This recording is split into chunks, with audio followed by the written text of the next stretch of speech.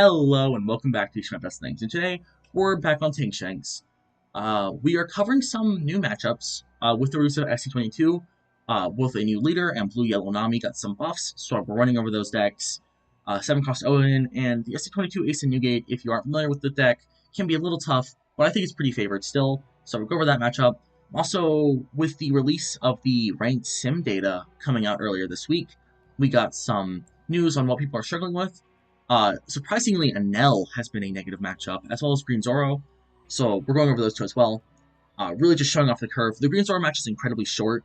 Like, he just concedes, like, turn 4, but it does show off the idea of what you want to do, especially if they whiff their curve as he did. But yeah, that's kind of the plan. This was a little bit shorter. I will be blatantly honest.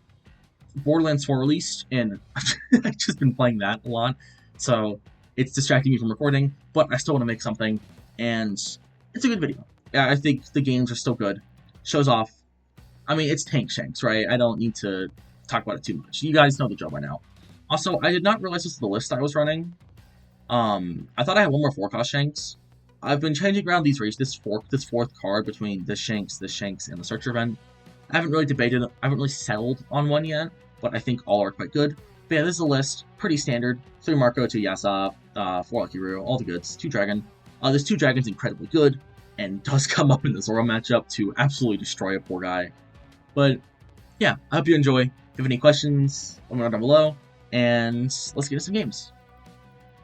Alright, Ace and Newgate's kind of weird. This deck likes to go first, because they want to hit 5-drop into 7-drop into 9-drop. So we will take first off of them. I actually really like the Tam, because we have Searcher into like a 7-drop into 5 and a 9. It would be wise to take a 2k here, but I'm actually going to take 9-cost Shanks. Just because I want... They might be playing 7-cost Odin, and this is really good into that. Or they're playing the whole 9-beard combo, in which case this is also really good into that. Minimizing the attacks on the rest of his bodies, because he wants to go, 9-cost into 9-cost event into like the body, makes that the other swings he has just are not going through the life because he doesn't have the Dawn to attach to them, his 6Ks and whatnot.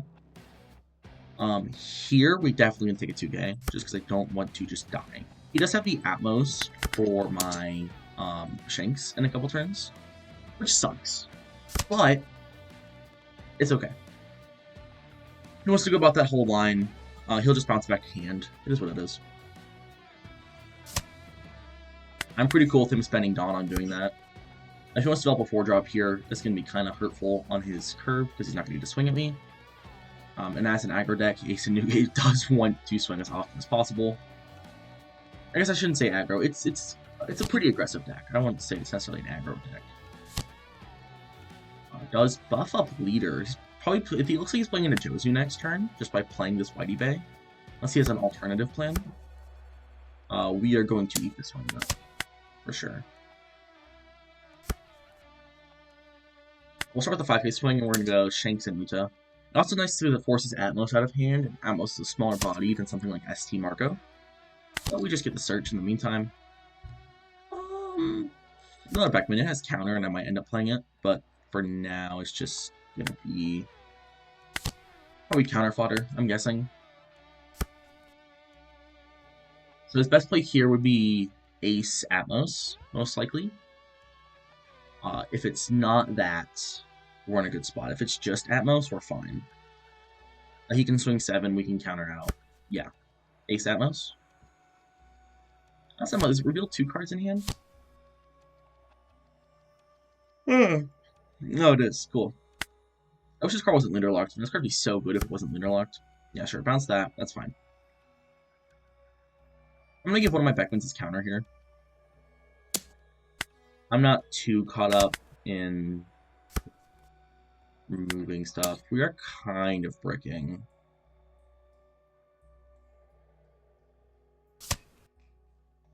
Move the ace past turn. We're going to need to do something about these bricks, I won't lie. Probably just play Dragon and Search event next turn. And we'll go into a 9-cost Shanks chain afterwards. That feels pretty good. I should have considered Atmos when I was debating whether or not to play 4-cost Shanks. I shouldn't have played. I probably should have played around something else other than that. 7-7, we're going to take one of these. I'm going to counter this first one. Just in case he's like a buff or something. No trigger.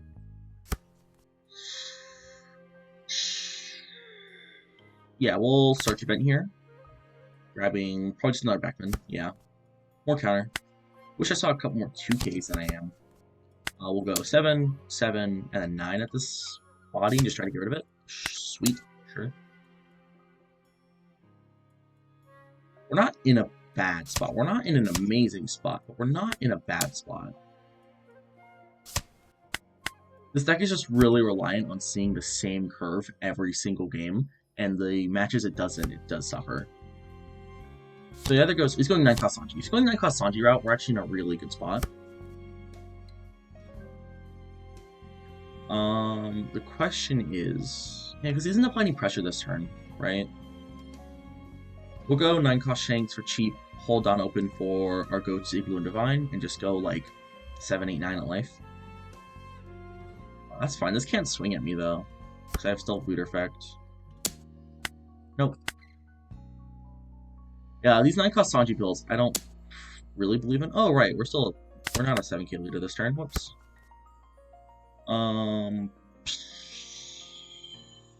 We'll do this.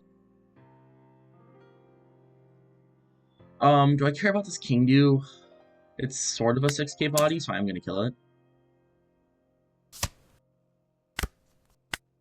We'll probably end up finishing this game over these next couple turns anyway, so it doesn't really matter.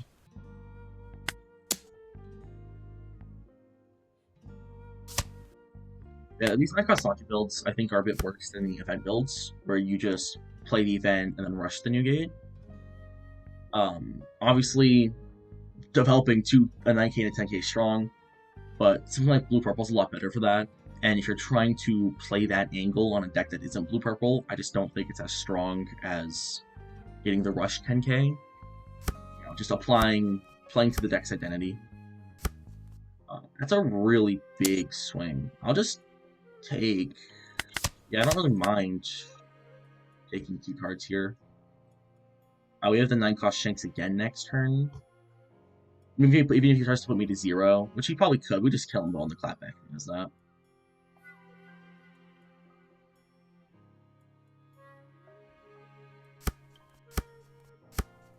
Yeah, his lethal here is just bad. This is gonna swing 12.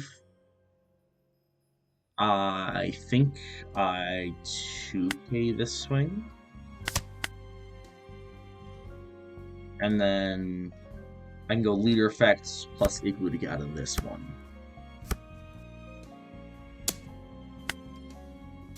+3, -2. We'll go 9 lead. He's gonna have 3 cards. He'll have, yeah, sure. 20. If you do start opponent, this deck just doesn't do very well on a Shanks. I think it's a tad too slow, I think. Yeah. It's just a tad too slow. And like this Odin isn't very strong. He plays a lot of 8k bodies, 8k plus bodies, and without the rush of the 9-cost event, which I don't think, yeah, he's not running from the looks of things. Without the rush of the 9-cost event, you just can't get swings through into Shanks. And his early game just gets countered by things like Lucky Room Backman pretty hard. But anyway, we'll play to our opponent. Let's move on. Alright, here's a deck I haven't seen in a little while. Blue-Yellow Nami. We're going to take second from them. They do really like their second curve, so I'm cool to just take it. I'm actually kind of chilling with this hand. I like double 9-cost Shanks, and the 4-cost, although it'll probably get bounced, it's still pretty good. You know, we definitely expect it to get hit with like a No-Go or something.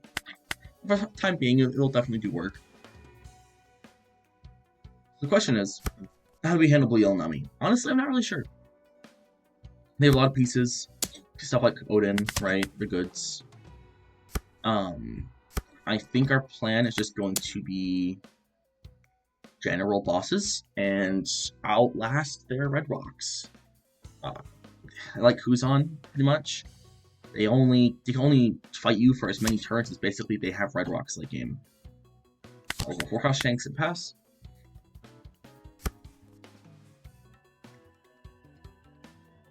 You do have to be aware of pudding though, which is unfortunate.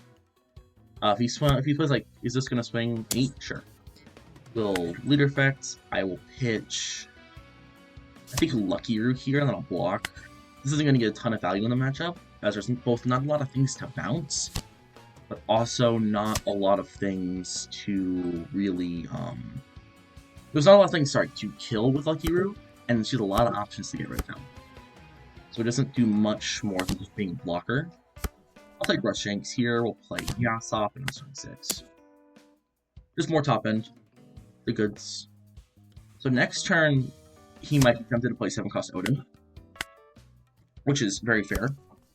It's a good on curve play. We do nicely get to respond with the 9 cost Shanks for cheap, which is the dream, right?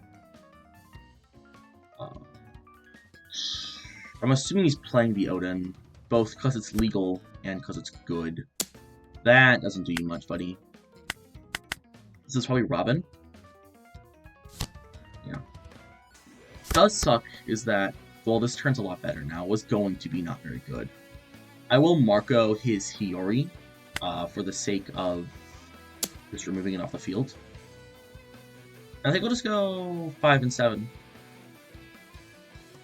Leave it open for Igloo. I might end up using it, might not. We'll see.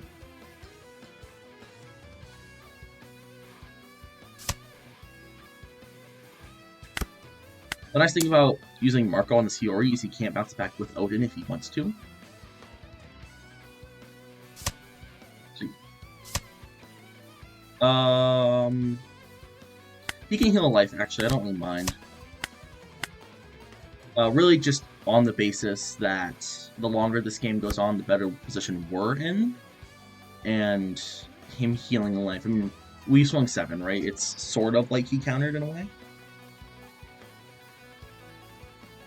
I'm not too bent over him healing a life for such a low commitment swing.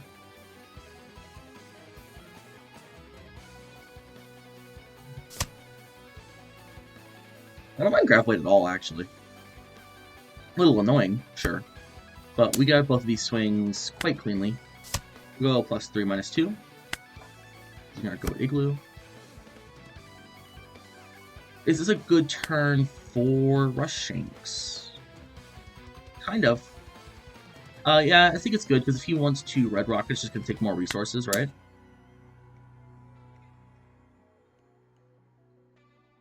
Although 9 cost Shanks is pretty tempting. But I think we've already kind of committed to Rush.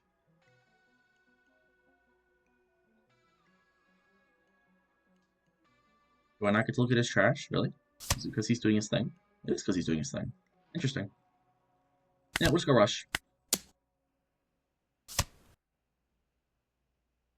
Wait, pass turn. Yeah, if he Red Rocks it this turn, we can go into 9 cost Shanks chains very nicely. With very little worry, right? Because he doesn't have a developed board. Yep, there it is. We are going to have to counter one of these swings. Luckily, one of them is going to be a 7. So we'll give a nice Lime Juice here. And then it's probably going to be 8.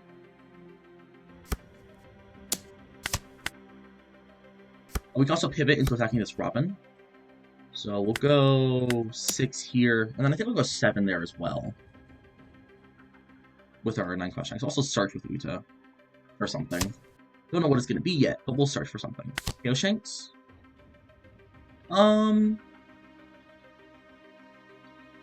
know, I don't hate Beckman, actually. I'd rather play this, though.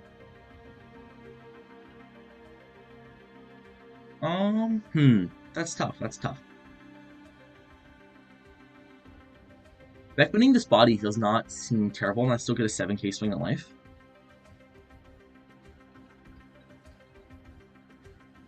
This board just clear, we have a 7k body. Actually, yeah, I like that plan a lot. So we'll Beckman, and then just ping life for 7.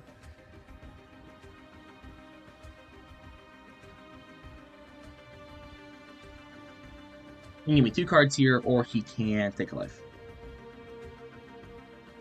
Both of which I think I'm okay with. Sure, 2 cards. What did he give me? Zero cost event trashing a zero cost event. He's pretty confident he's not going to brick. That or he just has a lot of zero cost events. This does look like Odin. Which I think I'm actually really okay with, to be honest. I'll take the swing, so I'm going to go to 9 cost Shanks chains.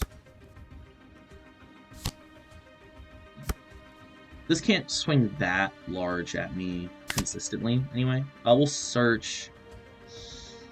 I can either go 9 cost Shanks, or I can go another counter. I like both of those, right? That's the issue. I'll take the counter for now. I can go... So I'll go 6 for Shanks, right? I can go 7, 7, 7 and play Uta. I like that line a lot, actually. That feels pretty strong. And this can soak up one of the Odin swings. We can counter another one if we need to.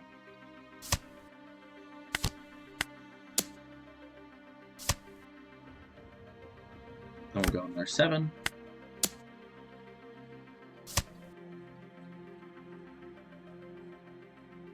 Trigger.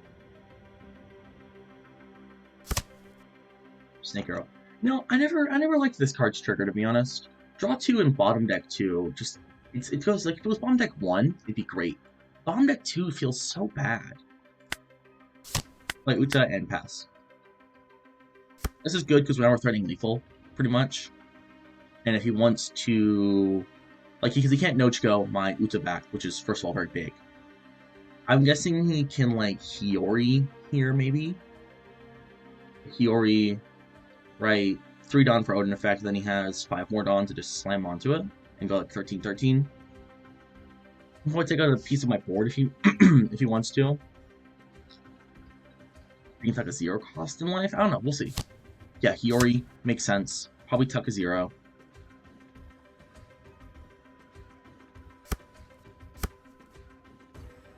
Let's draw a card.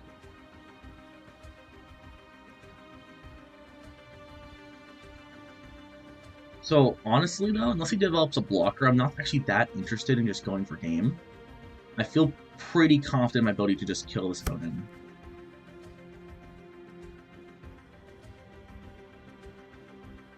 I think I can probably just swing at this and remove it and go another 9 cost Shanks. And just be chilling for another turn. 10's a really annoying number.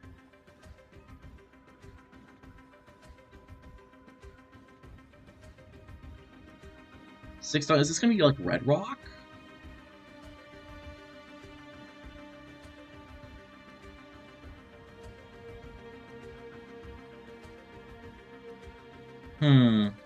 That's tough. That's tough.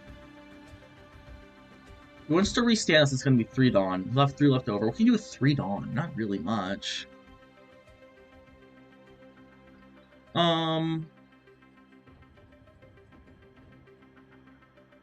Well, this Uta's pretty invulnerable from him. So this is functionally starting as a life outside of exactly like Gravity Blade. I think I'm actually kind of chill to take this swing. Yeah, he's already drawn off leader effect, so we have that going for us.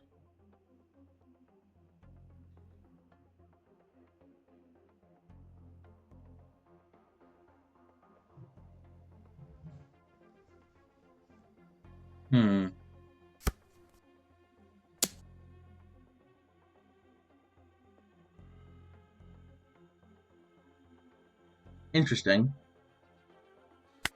I will counter this with Marco. And probably block this swing. Oh, he just concedes. Okay, that's fair. Yeah, so he can swing again, we just block, and then, yeah, he's just dead on the clapback, right? We're kind of forced into a position where we have to go for game. Yeah, that's tough, that's tough. But we'll play to our opponent. Yeah, this matchup, I don't know if Ruffle yell on me. I'm not going to pretend that I do. I figure he played it well. But still, we'll play to our opponent. Let's move on. Right, according to sim data, we have a negative Enel matchup, and I don't accept that. So we're going to show off... Oh, all good, all good. This is really bad to show off now. It's been revealed. We'll take bosses here, right? We're just going to go bosses. Just taking more searches, searching more bosses. That's our plan. Is he gonna play more aggressive or more starved? Let's see. He's gonna play more aggressive, going first. That makes sense. More searching. Take a 2K, I guess. We're gonna go 5-5.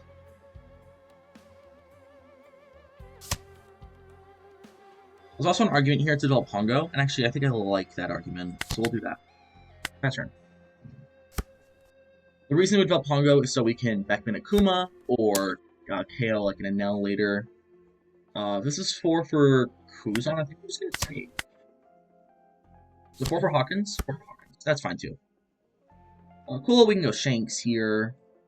Nice, easy blocker guy. Shanks, pass. So Hawkins is usually a more aggressive play. If you want to play aggressive, you usually go Kiku or Hawkins turn 2. If you want to go stall, you'll play the inevitable... Fetching Lucky Root here to get rid of that swing. If you want to play more stall, you'll play like Kuzan, right? No. You gotta love Shanks blocker. Yeah, so that happens. That comes down. Now I can rest Hongo and Kuma this, and we can just keep beating into face.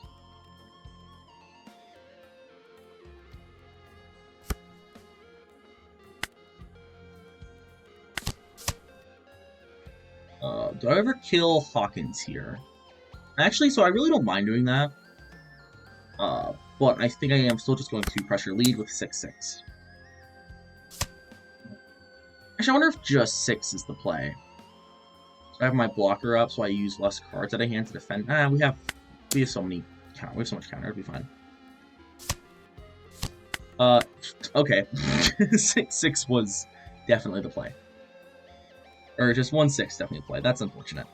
It's fine though. Next turn we'll just start spamming our dudes. We will... I think just 2K here. 8 Dawn looks like probably Katakuri numbers, if anything. Gonna check like Beckman into my life. Who knows? I'm actually kind of willing to take this swing. Go down kind of low. Yeah, that's fair, that's fair. Do I save this, is the question. I don't think so. It served its purpose for me.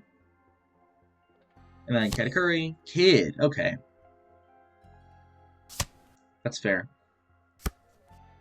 That does make things kind of difficult.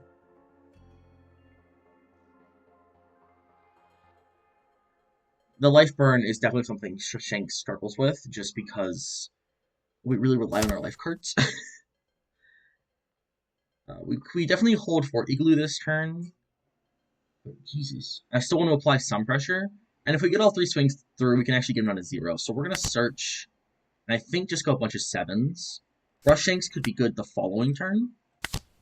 So I will go 7, 7, 7. Hopefully we can get him down to 0.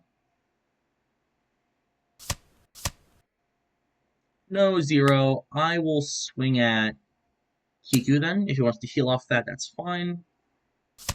He counters, that also works. Assuming we actually have a really solid lethal next turn.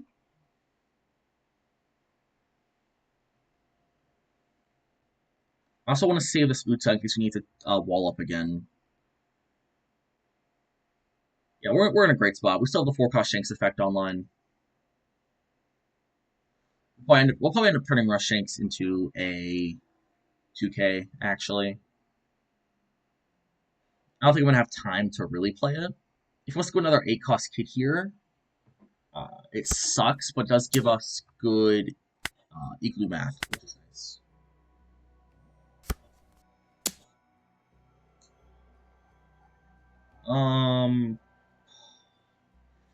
Eight Dawn. Can I save this? I think I can actually save this. As greedy as that may be, I will save it. I'm supposed to go 9 here. That's fine. I'm pretty cool with 9 there, actually. I don't mind losing this Ben Beckman by now. Get a curry, sure. You want to attack like Basil in life? None of these are really great targets for you to put in life, I don't think. Shanks? Sure, that just heals me one though. I don't really feel like that gets him anywhere. We're gonna go into a 9-cost Shanks. We can actually swing 5 life, because we have Uta to go for game. We can go 5, 10, 12. He has to counter that. So we will go Shanks here. I think then 12 to Kid. He has 2k, 2k, he has it. But that, again, just puts him down so low in cards in hand that we can survive next turn just fine with our counter. And we go for game afterwards. Oh! Jeez, okay, okay. He has to go for lethal, though. Like, he can't reliably keep surviving, unless he just top deck to heal, right? That would be unfortunate, but if he top decks to heal, he can't also do much else this turn. He wouldn't be able to really afford to swing at me, because I would still wipe his board, right?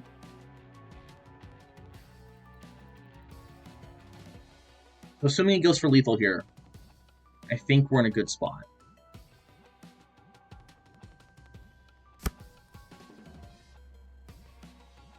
Leader effect out of this, yeah. It's just that's the thing with healing Shanks, right? Is you don't want a game to keep going on, and the longer it goes on, like the worse of a spot you're gonna end up being in. I will keep Lime Juice in case of like a Brûlé trigger. Brûlé trigger is very real.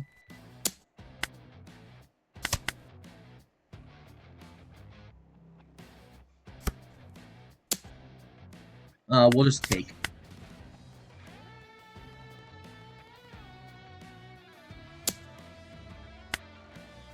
Play Igloo plus 3 minus 2.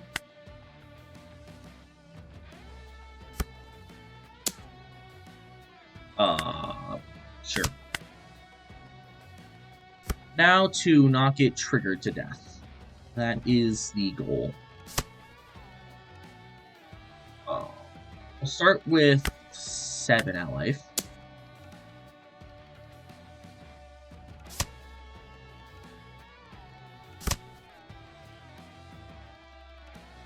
And then we'll go, I guess we'll just go 10.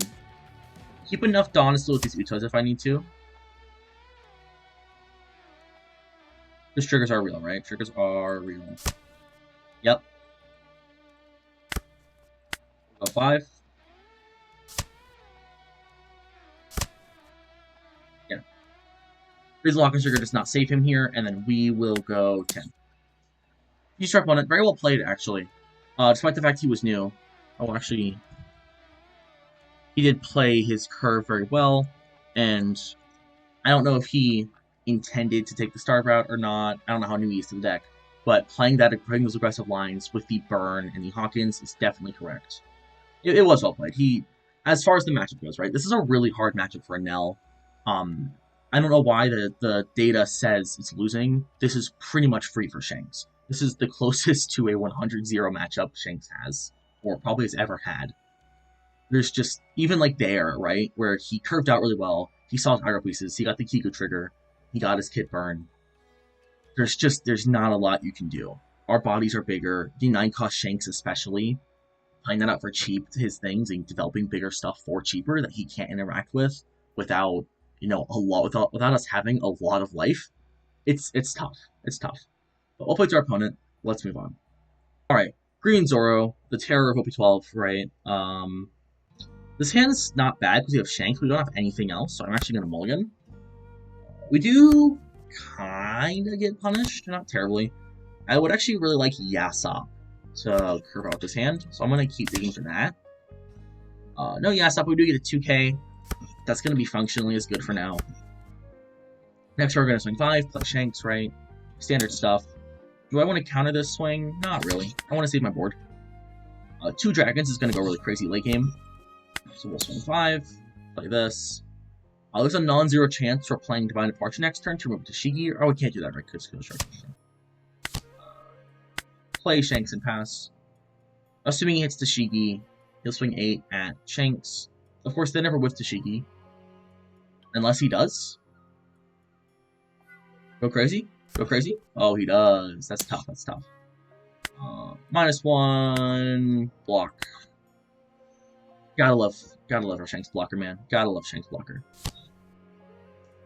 I don't mind Arlong, to be honest. That's fine with me. Doesn't do him a whole lot.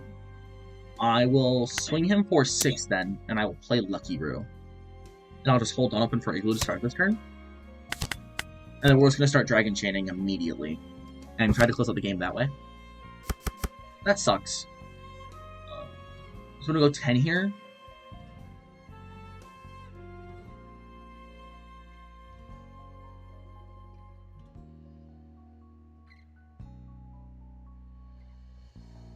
Where's this one going to go? We can go 8-8.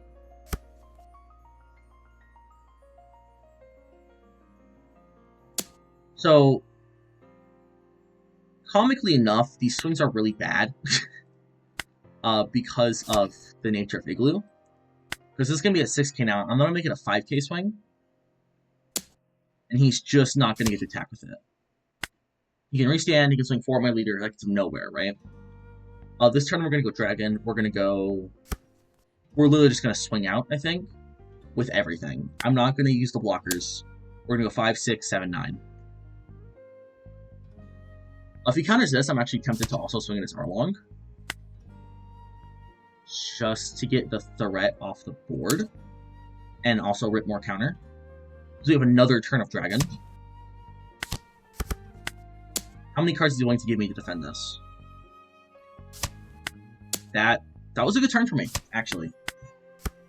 Yeah, he just concedes. Really quick game. that was incredibly fast. Jesus. But yeah, that's not the exact hand you're looking for, but this is part of the reason we run Dragon.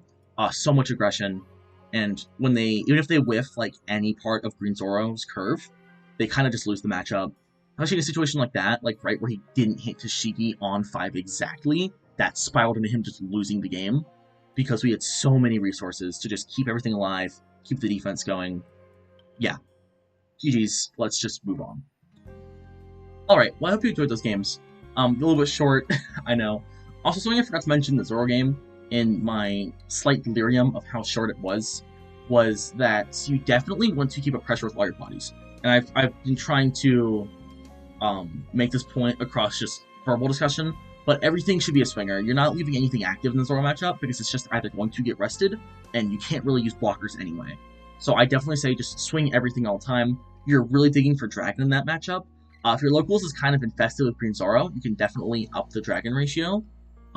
Actually very easily by making that exact cut I just did. You can definitely run that there. I might actually try that out myself sometime. But yeah, actually we're going to save it there. We'll test around that sometime. But yeah, hope you enjoyed. If you have any questions, comments, concerns, let me know down below. And we'll be back tomorrow, I think, with some Black Smoker. I'm kind of feeling Black Smoker. I don't know. We'll see. Also, probably some OP13 testing. Don't know what we're going to do this weekend. But either way, I hope you enjoyed. And I will see you tomorrow.